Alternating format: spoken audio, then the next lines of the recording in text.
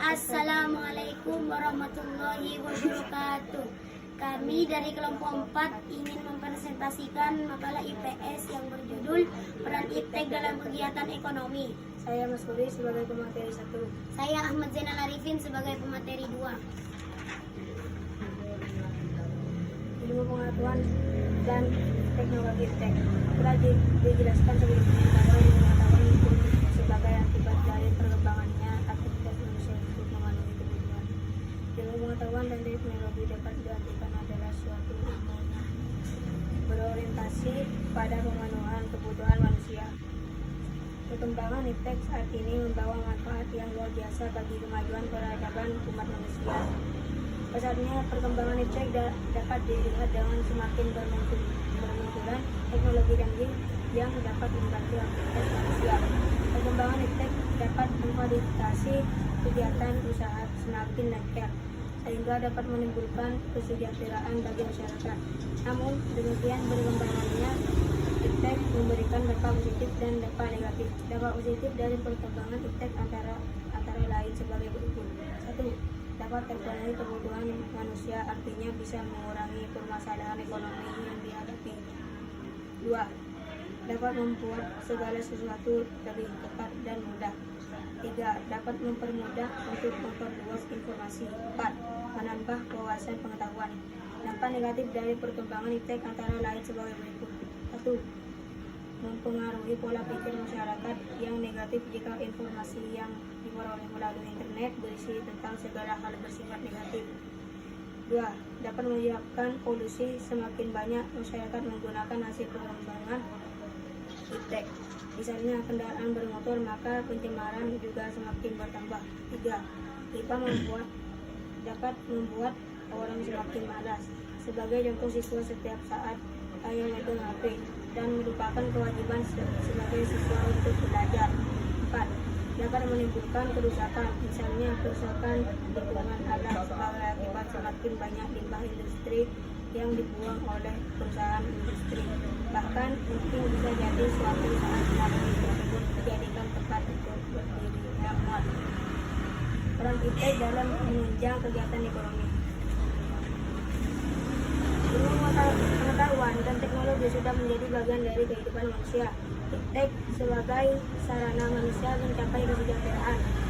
Dengan Iptek manusia mampu membantu pemenuhan kebutuhan manusia. Sebagai contoh, saat kalian membuat makanan dengan bantuan HP, kalian bisa pesan makanan yang diantar langsung ke rumah tempat tinggal kita. Iptek adalah hasil dari kebudayaan manusia yang memberikan kemudahan dalam melakukan aktivitas. Iptek dapat kita rasakan saat ini memberikan kemudahan dan kenyamanan bagi hidup manusia. Perkembangan Iptek memiliki dampak positif dan kegiatan ekonomi. Kalian maksudnya kegiatan ekonomi itu terdiri atas kegiatan apa saja? Kegiatan ekonomi yang meliputi kegiatan produksi, distribusi, dan konsumsi. Peran perkembangan Iptek bagi kegiatan ekonomi antara lain sebagai berikut. 1. Produksi. Iptek dapat menunjang kegiatan produksi, terutama kebutuhan akan mesin-mesin produksi, bahan baku untuk produksi, dan bahan penolong untuk produksi. 2. Distribusi. Iptek dapat memberikan kemudahan distribusi barang, dapat memperlancar distribusi barang, dan mempercepat barang sampai ke tangan konsumen. 3. Konsumsi. Iptek dapat memberikan kemudahan konsumsi dalam pemenuhan kebutuhan konsumen dengan cepat dan mudah memperoleh barang yang dibutuhkan. Perkembangannya Iptek sangat mempengaruhi perilaku masyarakat. Masyarakat mampu memilih dan memilah teknologi yang diperlukan sesuai dengan kebutuhannya. Masyarakat dalam memanfaatkan sumber daya alam dengan tidak merusak lingkungan demi kepentingan pribadi. Tanggung jawab sebagai umat manusia untuk menjaga dan memanfaatkan sumber daya alam secara bijak, dan tanggung jawab sebagai warga negara yang baik demi pelestarian sumber daya alam. Kemampuan berpikir, mencari ilmu, mengembangkan pengetahuan, dan menerapkannya menjadi teknologi adalah kelebihan manusia yang tidak bisa ditiru oleh makhluk lainnya. Dalam Iptek, manusia bisa beralih dari manusia purba yang nomaden menjadi manusia modern dengan teknologi yang canggih. Iptek memengaruhi segala aspek kehidupan termasuk menunjang kegiatan ekonomi. Dilansir dari Collegio Complutense Universitas Harvard, iptek adalah pendorong utama pertumbuhan ekonomi suatu daerah. Hal ini dikarenakan iptek meninjau 3 kegiatan utama ekonomi, yaitu produksi, distribusi, dan konsumsi. Produksi pada zaman dahulu manusia hanya bisa memproduksi makanan dengan memasaknya dengan api dan juga peralatan sederhana buatan tangan.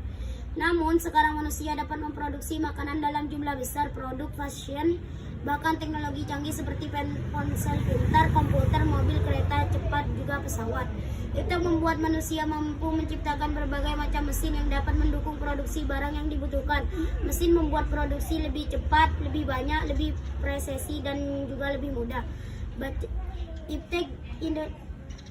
Iptek Indonesia bisa unggul dari Amerika dan Eropa asalkan distribusi barang-barang yang telah diproduksi akan didistribusikan ke konsumen. Dengan adanya iptek, manusia bisa mengirim barang jarak jauh dalam waktu yang sangat cepat.